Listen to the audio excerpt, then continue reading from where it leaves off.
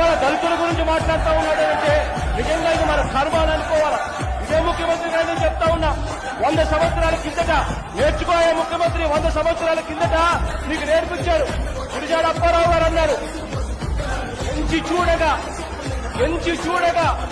మనుషులందరూ మంచి చెడలు రెండే కులములు మంచి అన్నది మాల అయితే మాలనే నవ్వుతా అని చెప్పి గురిజాడ అప్పారావు గారు అన్నారు. ఆ 100 సంవత్సరాల కిందట ఆయన అన్న మాటలు ఇవాళ ముఖ్యమంత్రిగా ఉంది మీరు ఎస్టీగా పుట్టాలని ఎవరైనా అనుకుంటారా అని చెప్పి అన్న మీ అన్న మాటలకు ఎవరైనా ఎస్టీల గురించి మీరు మాట్లాడుతూ ఉన్నారు. జగన్మోహన్ రెడ్డి అనే వ్యక్తి ఏ రోజైనా కానీ ఇంగ్లీష్ మీడియం ను అపోజ్ చేసినాడు అని చెప్పి నువ్వు ప్రూవ్ చేయి. సిద్ధమైతే చెప్పు. ఊరికి ఎందుకు అబద్ధాలు ఆడుతూ? మీకు అవకాశం ఉన్నది.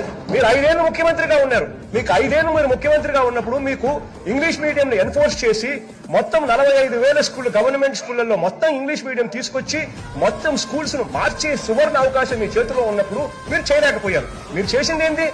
45,000 గవర్నమెంట్ స్కూళ్లలో కేవలం 34% మాత్రమే ఇంగ్లీష్ మీడియం స్కూళ్లుగా ఉన్నాయి అంటే 66% మీ హయాంలో గవర్నమెంట్ స్కూళ్ళని తెలుగు మీడియంలోనే ఉండే పరిస్థితిలోకి మీరు తీసుకొచ్చినారు అని అంటే సిగ్గుతో తలంచుకోవాలి. మీరు నిజంగా అలా చేయకుండా ప్రైవేట్ స్కూళ్ళకి అందరికీ కూడా మీరు నారాయణ స్కూళ్లకు, చైతన్య స్కూళ్లకు, ప్రైవేట్ స్కూల్ అందరికీ మేలు చేసేదానికోసము, వాళ్ళతో మీరు భాగాలు పెట్టుకుని మేలు చేసేదానికోసము మొత్తం గవర్నమెంట్ స్కూల్ విధానాన్ని పూర్తిగా భ్రష్టు పట్టించిన మీరు ఈ రోజు మాట్లాడుతూ ఉన్నారు అని అంటే, అందులో అబద్ధాలు మాట్లాడుతున్నారంటే నిజంగా 40 ఏళ్ళ ఎక్స్పీరియన్స్ అని చెప్పుకునే మీరు సిగ్గు తలకాయ ఉంచుకోవాలి.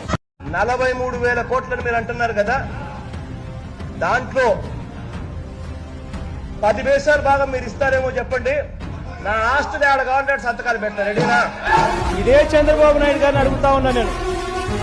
1978లో ఆయన రాజకీయాల్లోకి వచ్చినప్పుడు ఆయన ఆస్తి 2 ఎకరాలు. ఇవాళ ఆయన ఆస్తి 2 లక్షల కోట్లు ఎక్కడి నుంచి వచ్చిందని అడుగుతా ఉన్నా.